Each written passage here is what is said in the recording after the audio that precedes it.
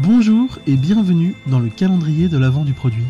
Tous les jours, du 1er au 24 décembre, nous allons partir à la rencontre d'un ou d'une passionnée du produit qui va nous parler de sa vision, de ses challenges et d'un sujet qui lui tient à cœur. Et aujourd'hui, c'est Lucie Haddad, Senior Product Manager chez Deezer, qui est avec nous.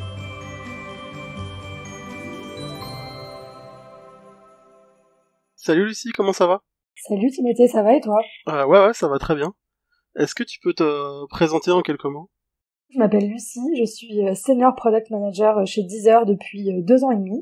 Et en gros, pour me décrire, je dirais que je suis passionnée par tout l'univers des contenus culturels et des contenus de divertissement. Et rien à voir avec mon job, mais je suis aussi passionnée de théâtre. Voilà. Comment est-ce que tu as découvert le monde du produit ? Moi, ce qui est un petit peu particulier dans mon parcours, c'est que à partir du moment où j'ai commencé à vraiment travailler, on va dire, j'ai directement fait plutôt du produit. Donc j'ai pas eu le switch à proprement parler projet produit. Quand je faisais du projet, c'était dans des aspects qui n'avaient vraiment rien à voir, c'était du trade marketing, donc c'était complètement différent. Et donc comment je suis tombée dans le produit, en fait, c'était quand j'étais chez Canal+, je travaillais sur une application qui s'appelait Studio Plus. Et en gros, j'ai rencontré à ce moment-là Anso, qui est l'actuel VP Product de France Télévisions, qui est d'ailleurs toujours un mentor un peu produit pour moi. Et on discutait un peu de ce que j'avais envie de faire par rapport aux études que j'avais faites, etc. Et en gros, à la fin de notre discussion, il m'a dit OK, mais en fait, ce que tu veux, c'est faire du produit. Et là, il m'a prise sous son aile et j'ai fait du produit avec Anso. Trop cool. Et du coup, t'as été chez Warner, puis France Télé, puis Canal et maintenant Deezer. Est-ce que y a dans les sociétés justement de médias et de divertissement une manière de faire du produit qui t'attire particulièrement ? Oui, tout à fait. Alors, je sais pas si on peut vraiment dire une manière de faire du produit, mais en tout cas, il y a des problématiques communes, dont la première est que, en fait, ce sont des industries qui n'étaient pas numériques avant. Et ça, pour moi, c'est vraiment fascinant. En fait, leurs produits n'étaient pas des produits numériques auparavant.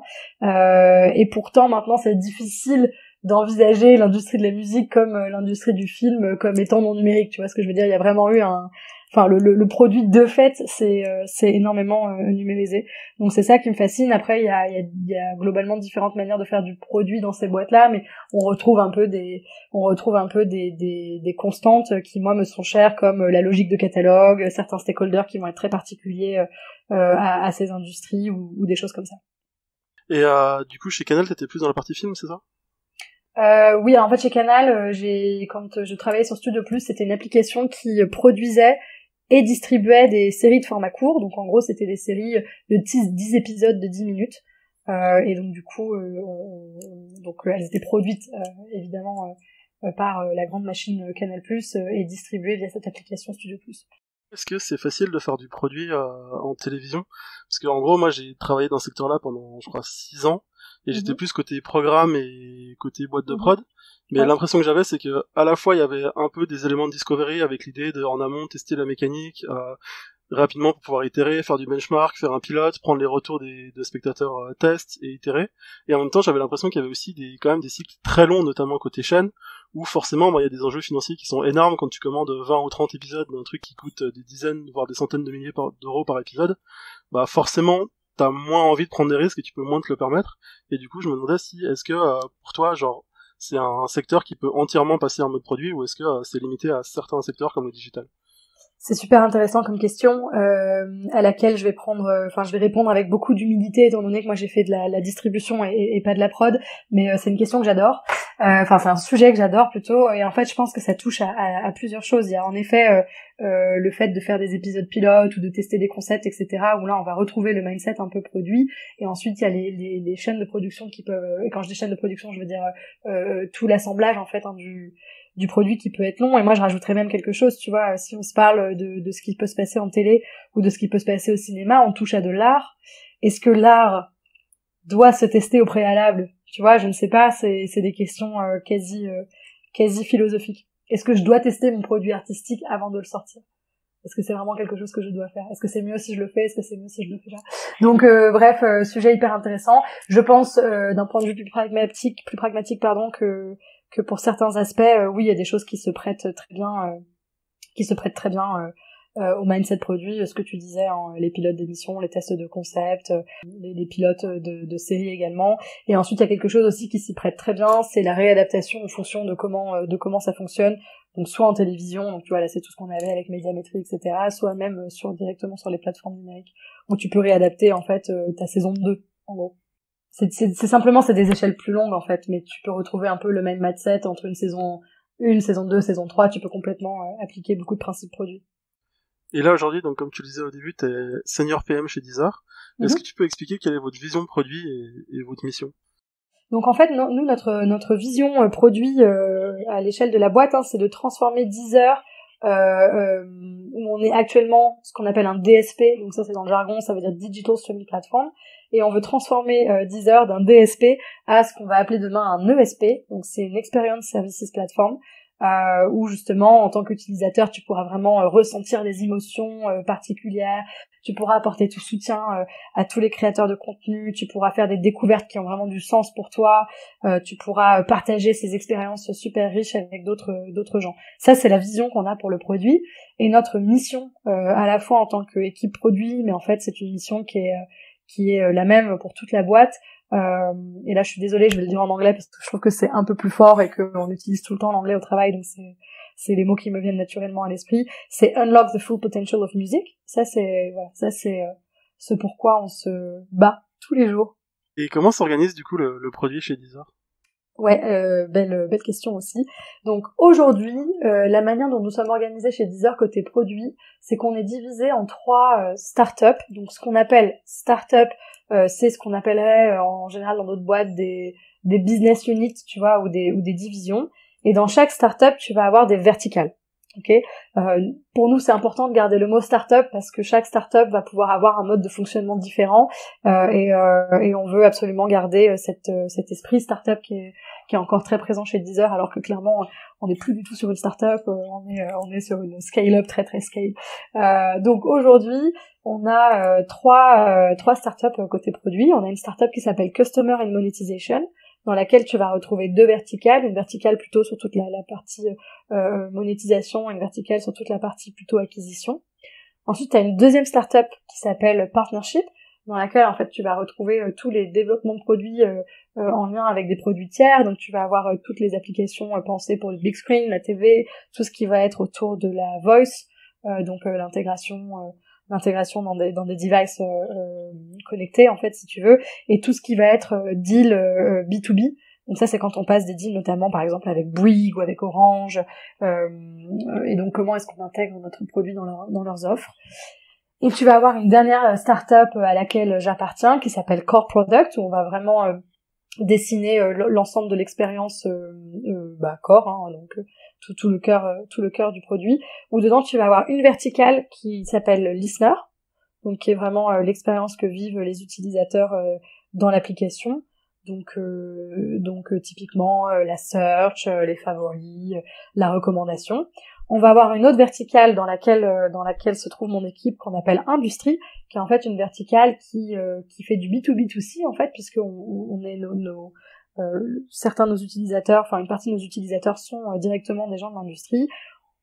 On se nourrit aussi énormément de ce qui nous arrive de la part de l'industrie de la musique pour le retransmettre aux utilisateurs. Ça c'est ma raison d'être chez Deezer.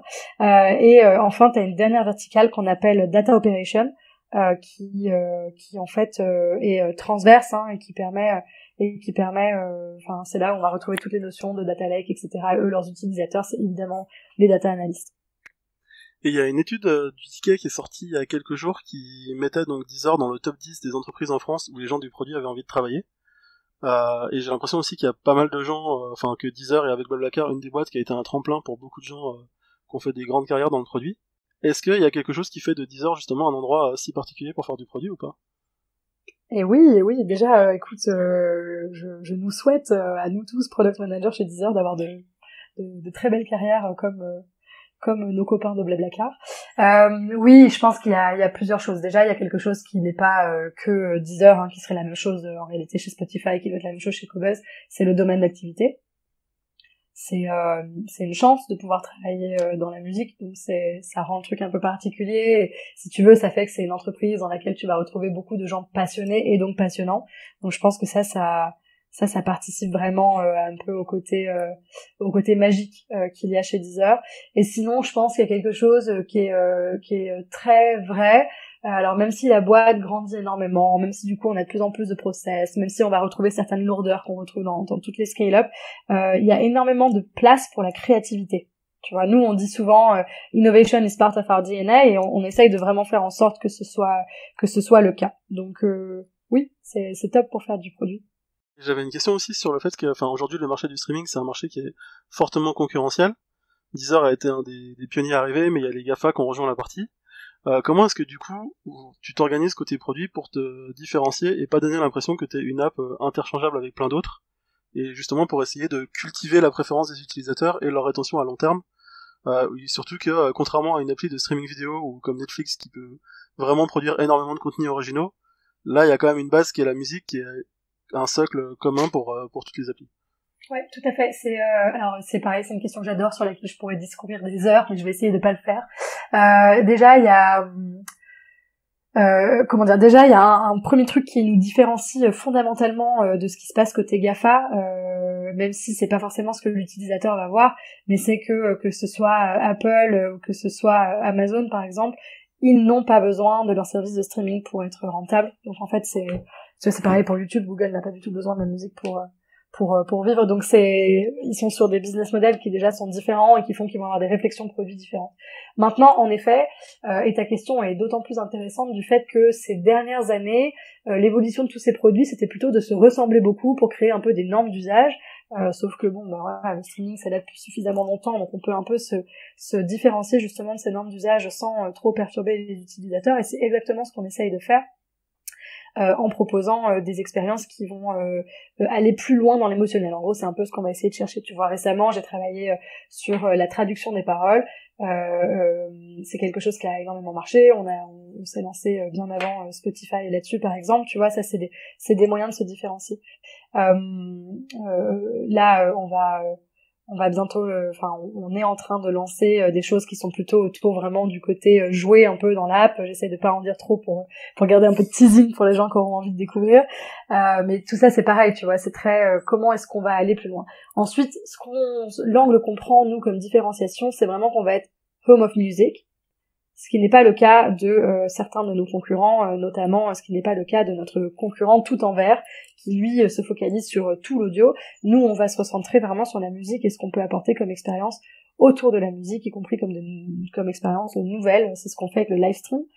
Deezer est aujourd'hui la seule plateforme de streaming qui est vraiment positionnée sur cette offre-là. Et ensuite, en effet, il n'y a pas de notion d'exclusivité, de catalogue à proprement parler en musique par rapport à ce qu'on peut avoir en vidéo. Il n'y a pas de négociation de fenêtres de droit, il n'y a pas d'acquisition de catalogue à proprement parler. En revanche, il y a quand même une différenciation qui peut se faire par le contenu, puisque les plateformes de streaming peuvent produire leur propre contenu si elles le souhaitent. C'est évidemment ce qu'on fait chez Deezer et on est pas du tout les seuls. Et là-dessus, on a en ce moment même une très belle stratégie de contenu pour 2023, avec beaucoup de belles choses qui arrivent. Où, encore une fois, nous, on va essayer vraiment de rester sur la musique et sur les émotions qu'elle procure. Et une dernière question pour finir cette introduction. J'ai eu la chance, du coup, en étant chez Maestro, de travailler sur une problématique pour Deezer. Et en faisant cette problématique, je me suis rendu compte qu'il y avait pas mal de features et tout qui sont incroyables chez Deezer, mais qui sont pas forcément visibles pour l'utilisateur d'un premier abord. Et je voulais savoir justement quelle était la part du Product Marketing Management chez Deezer. Et oui, c'est une excellente question, et c'est le grand drame de Deezer, c'est que nos features ne sont pas connues. c'est terrible, et c'est pas la faute des Product Marketing Managers. Donc on a la chance de travailler avec des Product Marketing Managers chez Deezer, j'en toucherai peut-être 2 mots tout à l'heure. Ils sont beaucoup moins nombreux que les PM. Et ensuite, donc le rôle du Product Marketing est super important, il est même crucial. Après, c'est c'est aussi des questions de budget, hein, et de ce qu'on peut faire ou de ce qu'on ne peut pas faire pour parler des features. Mais on est tous d'accord. C'est notre grand combat aujourd'hui, c'est faire en sorte que les features soient plus visibles. Et tu vois, il y a évidemment la notion de les rendre plus visibles à l'extérieur du produit, mais en fait même à l'intérieur du produit, on a des utilisateurs de Deezer qui apprennent beaucoup trop tard que certaines features seront disponibles, et ça c'est quelque chose qu'il faut qu'on arrive à craquer.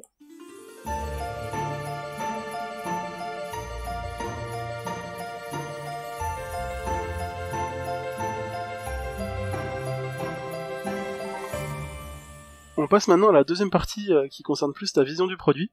Quel conseil est-ce que tu donnerais à quelqu'un qui se lance dans le produit aujourd'hui?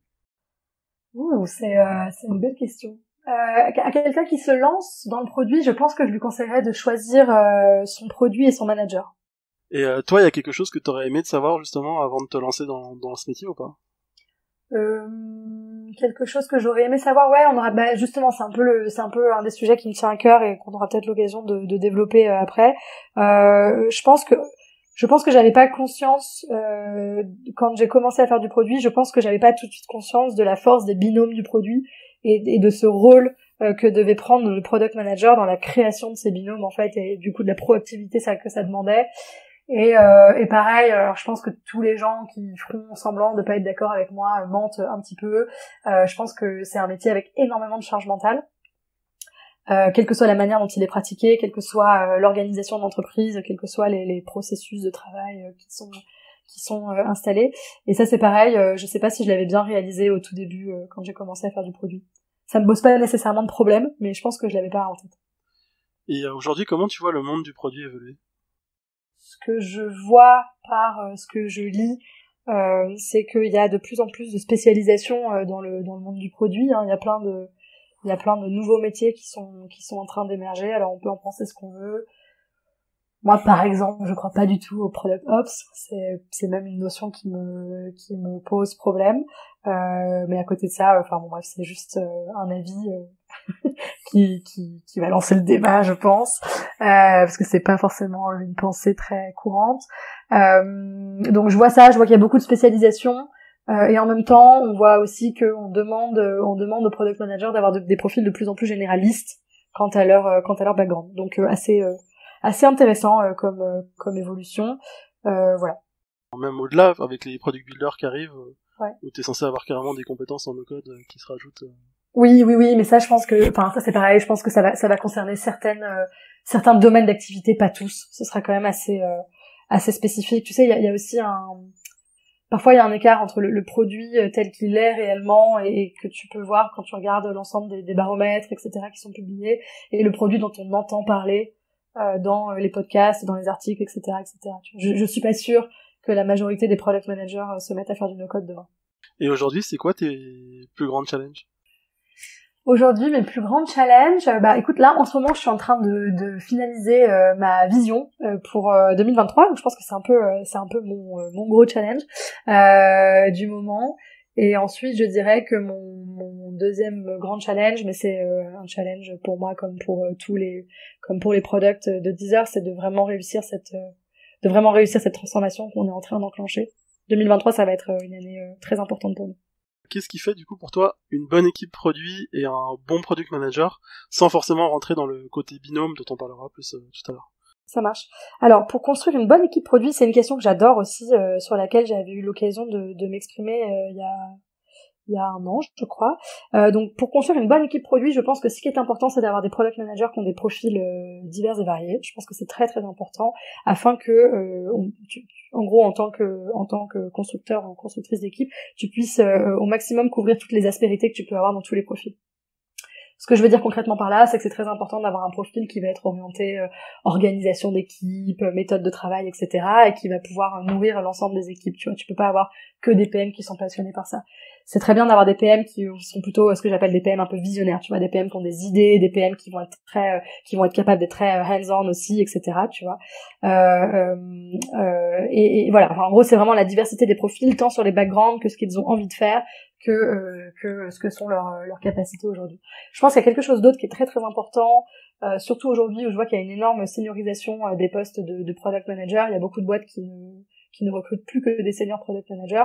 C'est super important aussi d'avoir un plan de carrière très clair pour tout le monde et aussi d'avoir des équipes là-dessus aussi variées en termes de seniorité, parce que toutes les phases du produit ne demandent pas d'avoir le même niveau de seniorité, et parce que avoir une équipe 100% constituée de senior product managers, si t'as pas pris bien le temps de savoir qui voudrait faire du management plus tard, qui voudrait être expert plus tard, tu vas te retrouver à un moment avec beaucoup de départs. Et c'est des choses qu'il faut absolument avoir en tête. Ça, c'est pour constituer une bonne équipe produit. Voilà, pareil, je pourrais parler de ça pendant des heures parce que j'adore. Et ensuite, pour ce qui fait un bon PM, il y a quelque chose. Alors, il y a évidemment plein de qualités inhérentes au PM, pour ne pas citer une qualité hyper importante, l'empathie. Je pense que c'est la plus importante qualité pour un product manager. Mais en fait, je vais pas forcément parler de tout ce qu'on connaît déjà, mais il y a une qualité qui pour moi est essentielle et qui fait la différence en fait entre un bon PM et un excellent PM, et c'est l'humilité. Voilà, un excellent PM est un PM qui est humble, qui est capable d'être dans une posture où il va vraiment et sincèrement écouter ce qu'il se passe autour de lui, écouter les retours qu'on a à lui faire tant sur son produit que sur son travail, et un excellent PM est donc humble, et la posture d'humilité, c'est celle qui te met dans une position où t'as jamais complètement raison, sans dire que t'as complètement tort, tu vois, parce que bon, quand même, si t'es arrivé là où t'en es, c'est que probablement t'as fait de bons choix et de bons paris, mais c'est très important d'être humble. Ce qu'on fait en produit, on rationalise au maximum, et c'est une très bonne chose, mais à la fin de la journée, ça reste un pari que tu fais, fondé, un pari très très fondé, mais c'est un pari, donc il faut rester humble. Et du coup, quand tu commences à bien connaître ton produit, comment tu fais pour éviter les biais et continuer à apprendre dessus et pas te dire c'est bon, je connais mon produit? Alors, là-dessus, j'ai une réponse en demi-teinte. Je vais te répondre avec ma conviction personnelle et profonde, et ensuite je vais te répondre avec une réponse plus rationnelle. Ma conviction personnelle et profonde, c'est que ça dépend des profils, et que tu as des gens qui naturellement vont avoir cette habilité à prendre le recul nécessaire, à mettre la distance qui va permettre, ou à être très conscient des biais en fait, et qui vont permettre à ces gens-là de justement les enlever. En fait, tu vois, ça, il y a des gens qui sont capables de le faire et d'autres qui sont pas capables de le faire. Voilà. Maintenant, une réponse un peu plus rationnelle et un peu plus peut-être positive. Je pense qu'il y a plein de choses à faire. Notamment, tu vois, enfin, c'est des petites choses qu'on peut mettre en place, mais typiquement, on peut demander, enfin, on peut faire des vies ma vie assez facilement entre product managers. Donc,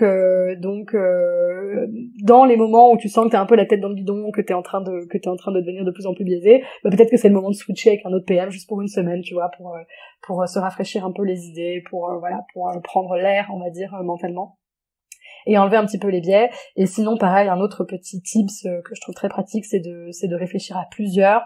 Même dans les grandes équipes produits, on voit trop souvent des PM qui vont travailler sur leur sujet, leur scope, etc., sans penser à solliciter l'aide ou juste l'avis de leur pair, en fait, tu vois, d'autres PM qui sont sur d'autres scopes. Et ça, je pense que ça permet de relativiser un peu les biais.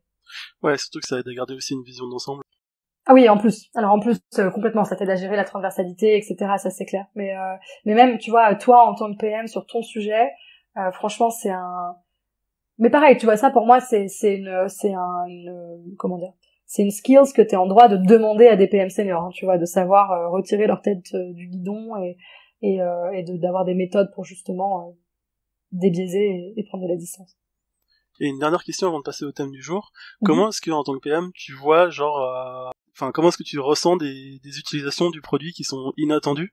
Genre, par exemple, un exemple tout bête, le rappeur Lorenzo qui récemment a coupé toutes ses chansons en séquence de 30 secondes pour manipuler complètement le nombre de streams. Est-ce que, pour toi, ça fait partie du jeu que l'utilisateur puisse se comporter de façon inattendue, ou est-ce que, au contraire, c'est un truc que t'essaies de corriger ou d'anticiper? Alors dans le cas de Lorenzo, c'est des comportements qu'on avait évidemment anticipé, hein, c'est pas le premier à essayer de faire ça. Donc pour rappel, juste pour tout le monde un peu le contexte, en gros Lorenzo, il a découpé chaque track de son album en plusieurs tracks de 31 secondes, puisque un stream est comptabilisé à partir de 30 secondes. nous là-dessus, donc chez Deezer, on est pionniers là-dessus, on s'est toujours battu pour et on continuera à se battre jusqu'à ce que ce soit mis en place. Mais on est très très favorable à la mise en place d'un système de paiement qui est user-centric, donc on appelle UCPS, User-Centric Payment System, et qui en fait rémunérerait beaucoup plus justement les artistes, non pas par rapport au deal, si tu veux, qui est passé avec le label, mais vraiment par rapport au nombre de streams qui a été fait pour eux, et ça éviterait ce genre de situation où les artistes essayent de maximiser absolument le nombre de streams en faisant ce genre de manipulation, on va dire.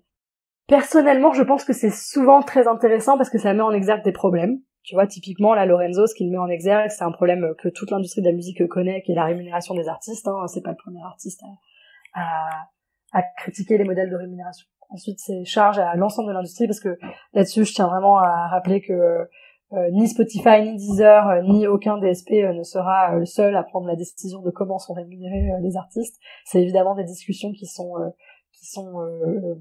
à avoir avec toutes les parties prenantes de l'industrie de la musique. Voilà, donc en tout cas, pour répondre à ta question, ça met en exergue des problèmes. Donc moi, je trouve que c'est tout le temps super intéressant, parce que soit ça met en exergue des problèmes, soit ça met en exergue le fait que en tant que PM tu t'es planté et que et que t'as pas construit la bonne feature, et ça c'est voilà, ça arrive très souvent et c'est bien de le voir.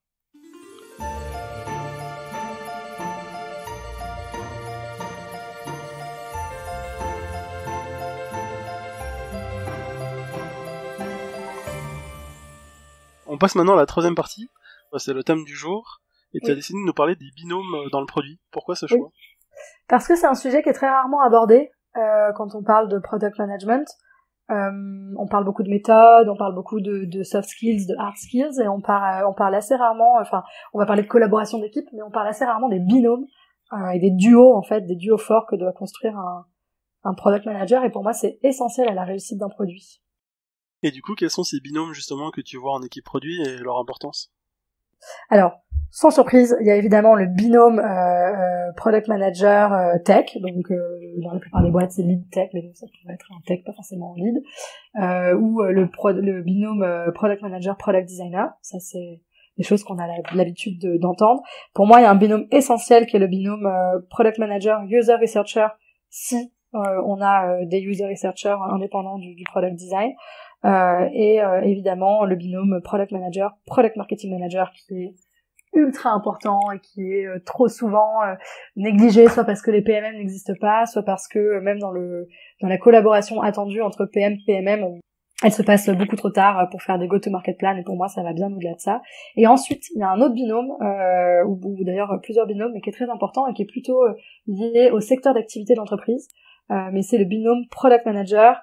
Et tu vois, par exemple, dans mon cas, expert de l'industrie de la musique. Donc, le binôme product manager, artist relation, binôme product manager, édito, etc., etc. Pour une boîte qui travaillerait, enfin, je sais pas ce qu'on pourrait prendre comme exemple, mais pour une boîte qui serait plutôt sur le secteur de la fintech, bah, j'imagine un binôme fort entre le product manager et quelqu'un vraiment en charge de la finance, tu vois, de l'expertise du produit, en gros. Et du coup, dans chacun de ces binômes, il y a un des éléments qui reste à chaque fois, c'est le PM. Oui. Du coup, ça veut dire que t'as un vrai enjeu en tant que PM de gérer ton temps pour que toutes ces collaborations-là soient possibles et fructueuses. Comment, du coup, tu définis quelle importance accorder à chaque binôme ? Alors en fait, donc ça c'est des constructions de relations au long cours. Ça veut pas dire que tu dois tout le temps les voir isolés. Tu vois, ça veut pas dire que tu dois tout le temps voir que le tech tout seul, etc. Il y a beaucoup de choses que tu peux faire notamment la fameuse Triforce, produit design tech. Et ensuite, je pense que ce qui est très important de garder en tête, c'est que et c'est là où tu retrouves en effet le PM tout le temps, c'est que le PM doit être proactif dans la création de ce binôme. Tout le temps. Et ça, en effet, ça peut prendre du temps, mais c'est pas, on se parle pas nécessairement de 3000 meetings par semaine, tu vois. On se parle vraiment de co-construire avec l'ensemble de ces binômes forts, de leur présenter les choses le plus en amont possible pour recueillir leur feedback et surtout leurs idées et leur expertise. Donc oui, ça prend du temps, mais c'est pareil, je pense que c'est inévitable le rôle de product manager. Il y a 80% du job, c'est de l'humain, donc voilà. Comment tu favorises justement cette collaboration au sein d'équipe produit, et comment est-ce que tu t'assures que ces binômes soient efficaces et que ça marche bien ? Très bonne question. Alors, Ce que j'essaye de faire, et là encore je vais rester super humble parce que je pense pas tout le temps y arriver, il y a plusieurs choses. Déjà, tous mes binômes forts sont embarqués très très tôt dans ce que je veux faire, tu vois, au niveau de la vision. Là, la vision que je suis en train de préparer, elle a été préparée avec énormément de stakeholders, dont l'ensemble de ces binômes forts. Donc il y a ça. En fait, je vais m'assurer que à n'importe quel moment, ces représentants des binômes forts sont non seulement avec moi, mais en plus sont ambassadeurs. Tu vois, demain, l'engineering manager avec qui je travaille peut te restituer la vision aussi bien que moi. C'est ça mon job. Tu vois, c'est là où j'ai mesuré que j'ai bien fait mon travail. Tu vois, sur ce côté binôme fort évidemment. Voilà, donc il y a vraiment ça, hein, les embarquer le plus tôt possible et les rendre ambassadeurs. Et ensuite le deuxième, pour moi la deuxième chose super importante, c'est vraiment de compter sur leur expertise et de pas essayer de la bypasser ou de pas essayer de faire sans, tu vois, mais de donner une direction qui est claire. C'est le product manager qui décide, ça c'est assez clair, mais qui décide de manière éclairée et pas de manière despotique. Il y a des exemples de choses qui te viennent en tête qui auraient été très compliquées à faire justement pour toi si t'avais pas eu cette collaboration avec tous les autres membres de l'équipe produit? Oui, bien sûr. Bah alors, il y a le nombre de sujets que j'aurais pas pu faire sans le travail de collaboration très proche que j'ai avec l'engineering manager avec lequel je travaille tous les jours. C'est quasiment tous en fait.